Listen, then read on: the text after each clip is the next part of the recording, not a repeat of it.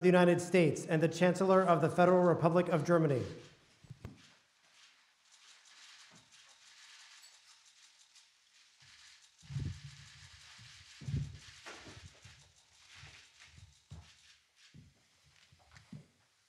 Please sit down. Thank you.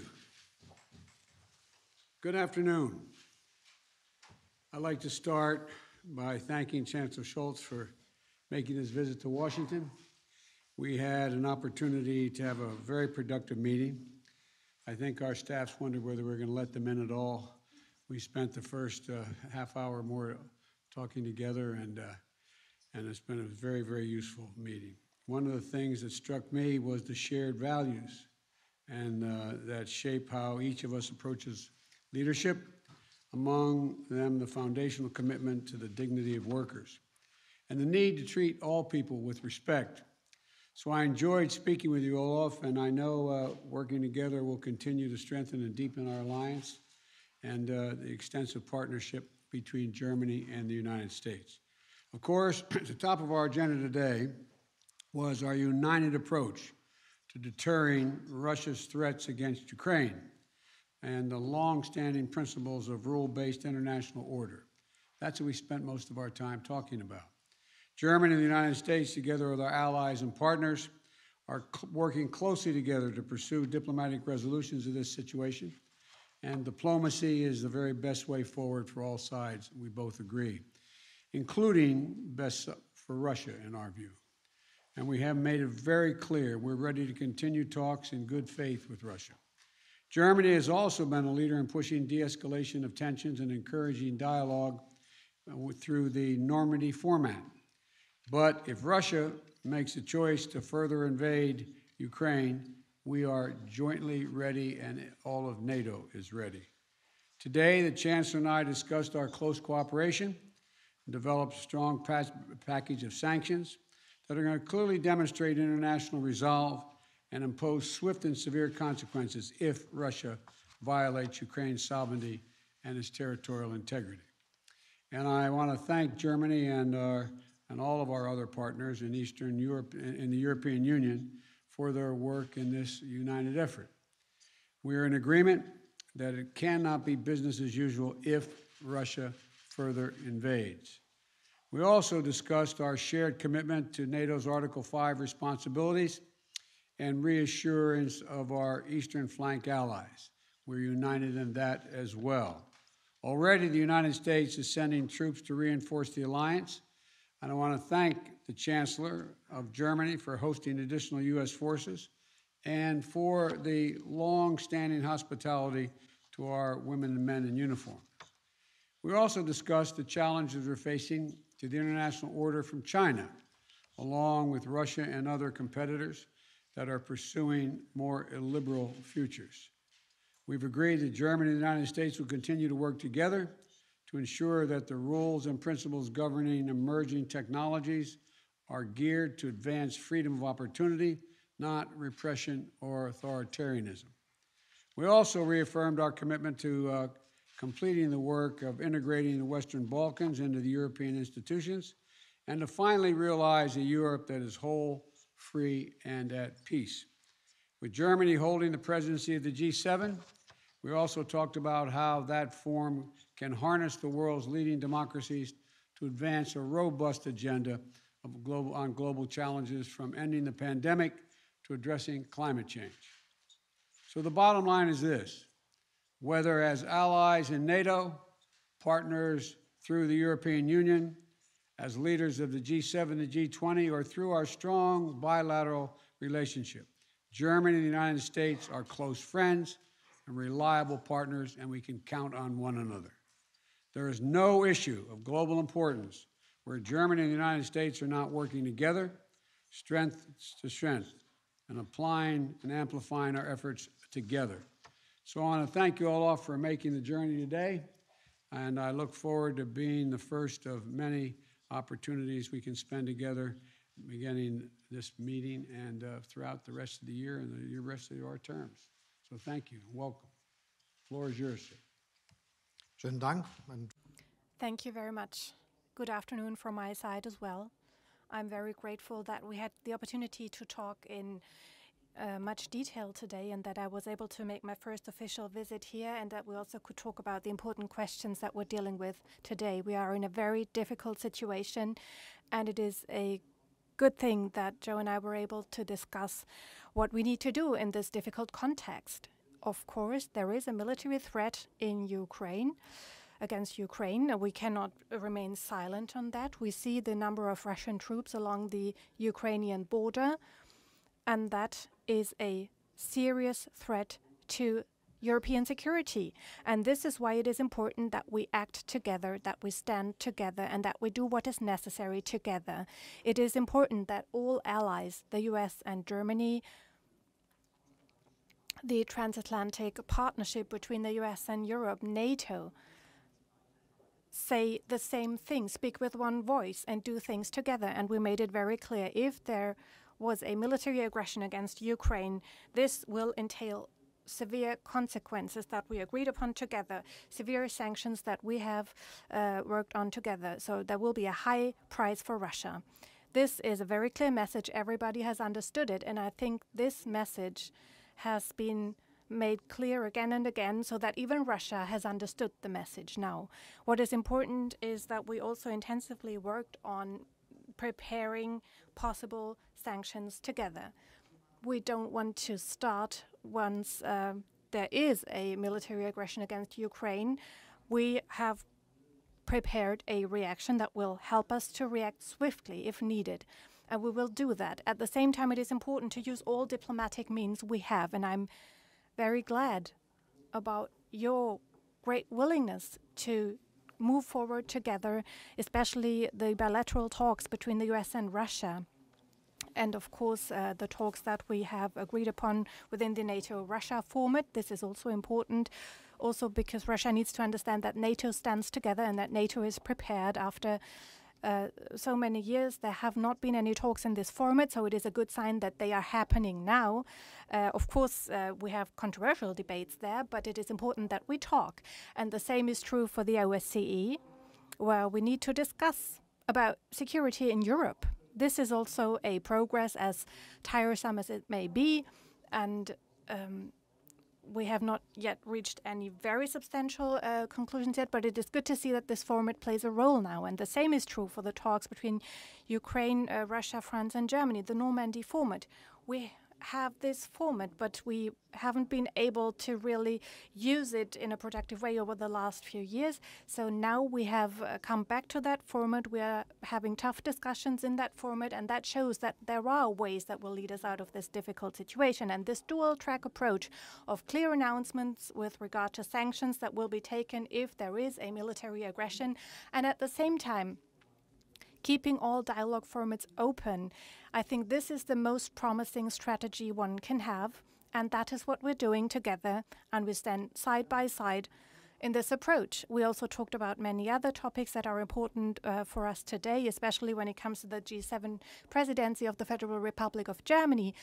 We will work closely as strong economies, strong democracies, and we also, therefore, have a special mandate to contribute to cohesion worldwide. And part of this is that we continue to do everything we can to make sure that the citizens of the world can be vaccinated, not only in our rich countries, but also in countries where people would love to have the vaccine but don't have access yet. And these are initiatives that we have carried out together and that are of utmost importance worldwide. The same is true for fighting man-made climate change, a big topic that keeps us all busy, even though it is obvious that only a global solution can be successful, because climate is a global thing. It doesn't stop at national borders. As an industrialized nations, we have an important contribution to make. We have technological opportunities, economic opportunities, and have to use them in order to prepare a situation where we and others can enjoy prosperity without harming the climate. This is the big challenge that we see, and that is of great importance to us. So this is why we want to work together on this strategy and use a climate club of like-minded people and partners these are some of the topics we discussed, and once again, the personal discussion we had illustrates the excellent cooperation between our countries, the strong bond we have within our transatlantic partnership, and the fact that both countries can rely on each other. Much. We'll now take a couple questions each. Reuters, Andrea, you got the first question. Thank you, Mr. President, and thank you, Chancellor Scholz. Mr. President, I have wanted to ask you about this Nord Stream project that you've long opposed. You didn't mention it just now by name, nor did Chancellor Scholz. Did you receive assurances from Chancellor Scholz today that Germany will, in fact, pull the plug on this project if Russia invades Ukraine? And did you discuss what the definition of invasion could be? And then Chancellor Scholz, wenn ich Sie fragen darf. If I may ask you, Chancellor Scholz, you said there was some strategic ambiguity that was needed in terms of sanctions. I just wanted to know whether the sanctions you are envisaging and the EU is working on, and the US as well, are already finished, finalized, or is there still work ongoing? And you're not really saying what the details are. Is that just an excuse for Germany maybe to not support the SWIFT measures? The first question first. If Russia invades, that means tanks or troops crossing the border of Ukraine again. Then there will be no longer a Nord Stream 2. We will bring an end to it. How will you do that exactly, since the project and control of the project is within Germany's control? We will, I promise you, we'll be able to do it. Schönen Dank für Ihre Frage. Thank you very much for your question. I want to be absolutely clear. We have intensively prepared everything to be ready with the necessary sanctions if there is a military aggression against Ukraine. And this is necessary. It is necessary that we do this in advance so that Russia can clearly understand that these are far-reaching, severe measures. It is part of this process that we do not spell out everything in public, because Russia could understand that there might be even more to come. And at the same time, it is very clear we are well prepared with far-reaching measures. We will take these measures together with our allies, with our partners, with the US, and we will take all necessary steps. You can be sure that there won't be any measures in which we have a differing approach. We will act together, jointly. Say to our American friends, we will be united. We will act together, and we will take all the necessary steps, and all the necessary steps will be done by all of us together. Today to turning off and pulling the plug on Nord Stream 2? You didn't mention it. You haven't mentioned it. As I already said, we are acting together. We are absolutely united, and we will not taking different steps. We will do the same steps, and they will be very, very hard to Russia, and they should understand. You recognize someone now, Chancellor? Herr Fischer.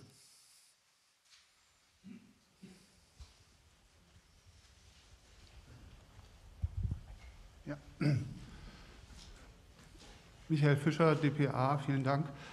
Michael Fischer, DPA. Mr. President, one question to you. The US, over the last few years, have exported heavy weapons to Ukraine, and Germany excludes that, has only delivered 5,000 helmets to Ukraine. Don't you think that NATO should act unanimously in this respect, and Germany, as the strongest European NATO partner, should also deliver heavy weapons to Ukraine?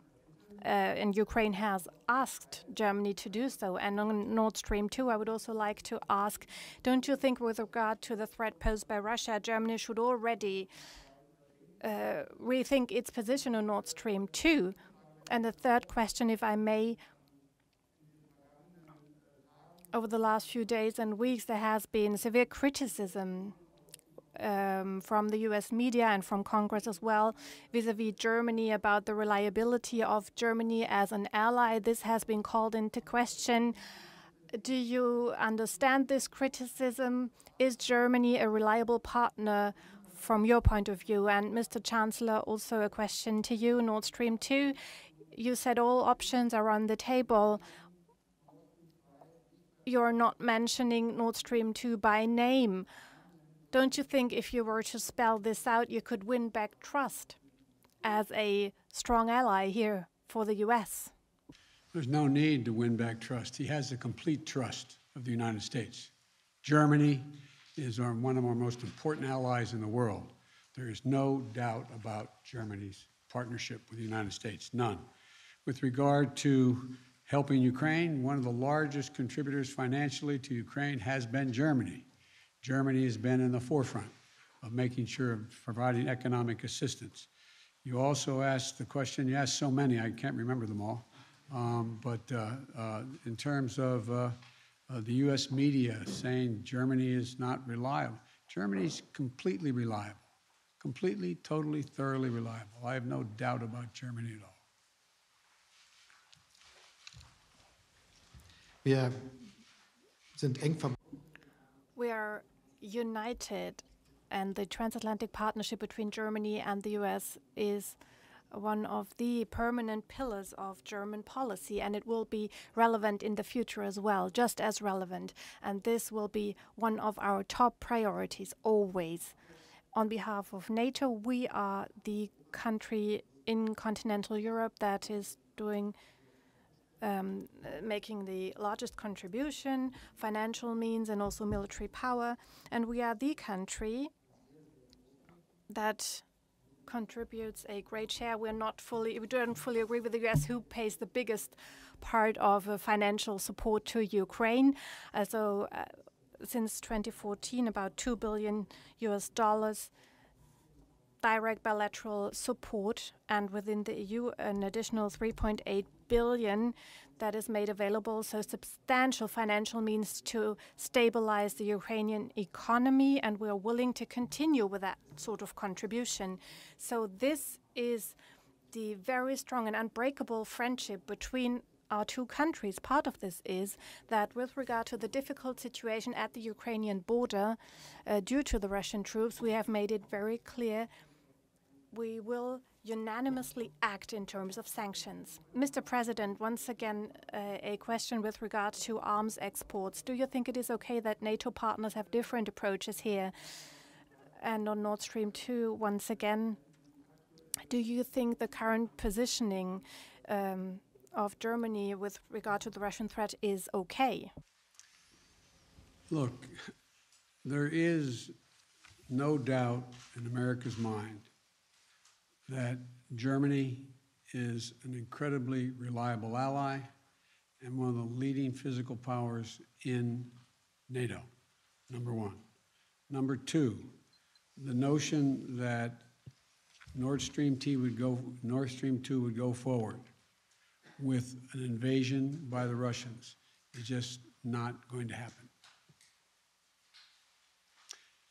Now, Wall Street Journal, Sabrina? Thank you, Mr. President. Based on everything you know now, do you think that President Putin will authorize an invasion of Ukraine before the end of the winter? And what is your message to the roughly 30,000 Americans who are currently in Ukraine? Do you think that they should leave the country? Well, I've had discussions, numerous discussions with the Russians, and particularly with Putin. I don't know that he's even made it. I don't know that he knows what he's going to do. And I think he has to realize that it would be a gigantic mistake for him to move on Ukraine. The impact on Europe and the rest of the world would be devastating, and he would pay a heavy price. I have been very, very straightforward and blunt with President Putin, both on the phone and in person. we will impose the most severe sanctions that have ever been imposed, economic sanctions. And there will be a lot to pay for that down the road. It will affect others as well. It will affect us somewhat, it will affect Europeans, but it will have profound impact on his economy. And but I don't know. I know that he's in a position now to be able to invade, almost assuming that the ground is frozen above Kyiv. He has the capacity to do that. What he's going to do, I don't know. And I don't think anybody knows but him. To the Americans who are currently in Ukraine, should they leave the country? I think it'd be wise to leave the country. I'm not talking about our diplomatic corps. I'm talking about Americans who are there. I hate to see them get caught in a crossfire if in fact they did invade. And there's no need for that. And if I had anyone there, I'd say leave. And to Chancellor Scholz, can you outline specific steps that Germany is taking to reduce its energy dependence on Russia? And what do you say to those who suggest that German reliance on Russian gas is limiting Europe's options for how to respond to the crisis in Ukraine? Schönen Dank für die Frage. Thank you very much for raising that question, because it gives me the opportunity to address a topic that's important to me. One good news, maybe, within its strategy on fighting man-made climate change, Germany has decided in a very short period of time to phase out of the use of oil and gas by very soon. And by 2045, Germany will have a carbon neutral economy as one of the strongest economies of the world. And with regard to these energies, we often think about heating at home and driving a car, but we're talking about industrial production, producing steel, chemical substances, cement, and changing these industrial processes and reorganizing such systems is what we have planned. So this year we will continue to take far-reaching decisions that will help us to use more wind energy, offshore wind energy, onshore wind energy, and solar energy, and expand the capacities, expand the grids, and have a strategy for Germany, but also worldwide, on the use of hydrogen, which is a central element for us to change our industrial processes that are using oil and gas right now. The industry is willing to be on board. We're doing this together with them, but it will probably be the biggest industrial modernization project in Germany in 100 years, with very good prospects that we will develop new technologies that other partners in the world can use as well. And this will help us fight climate change. And by the way, the energy mix today, we are talking about 1/4 of our energy that is linked to gas, and only part of that gas comes from Russia. A big part comes from Norway or the Netherlands. And of course, it is very important to us that we develop an infrastructure that will give us the opportunity to have all options available and react if needed. So you don't have to be concerned. There are some who should be concerned, who see themselves maybe too much as a deliverer of such resources. Because we are focusing on renewable energies, we will go down that path and make sure that this is the profitable future.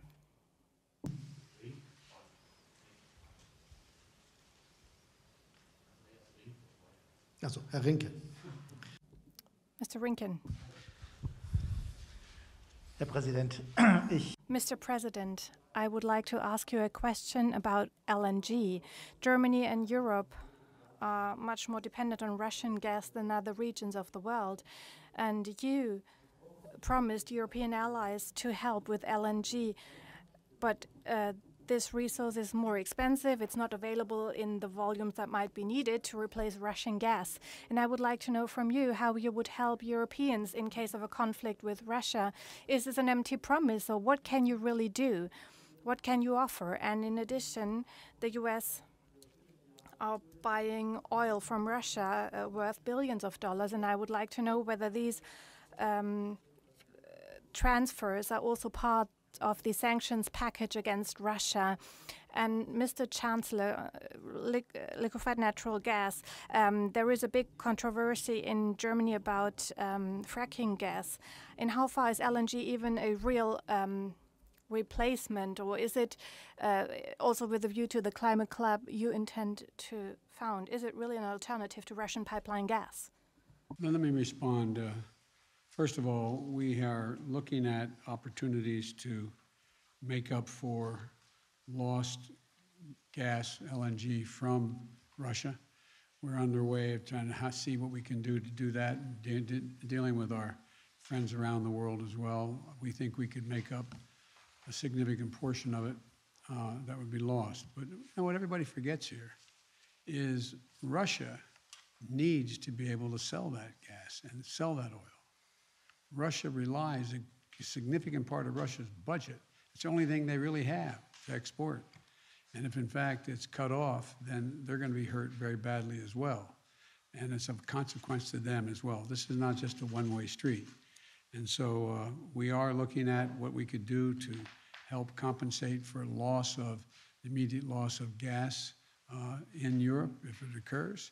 And that's what we've been working on for some time now.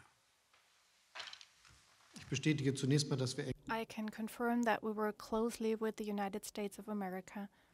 And Joe Biden and I are working closely together as well. We are prepared for all kinds of situations, and that's part of what we do when we say we prepare sanctions. That means we need to be able to react at any time, and this is happening.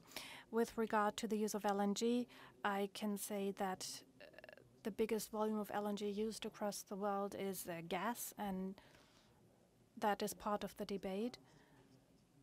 Concerning a long-term perspective, I already outlined what this is about. We will modernize our economy, and where gas is being used, we will switch to hydrogen. This will be a process that will happen faster than many might imagine today, and that will create a bright future for all of us. Thank you very much.